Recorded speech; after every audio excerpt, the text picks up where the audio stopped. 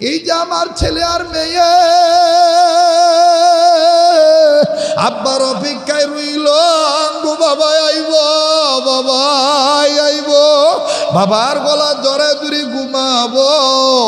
এমন তো হইতে পারে বাজারও তাদের আবার জীবিত নাও যাইতে পারে।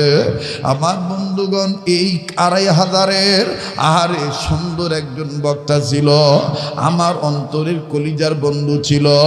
বাজানো যার নামের পিছনে 2500 লেখা থাকতো, এই 2500 কোনো জায়গায় আমি আইলেই আমাদের খায়রুল ইসলাম 2500 ভাই বাজান রে ফোন দিয়ে কইতো, ভাইয়ে আজকে আপনি অমুক জায়গায় আইতাছে।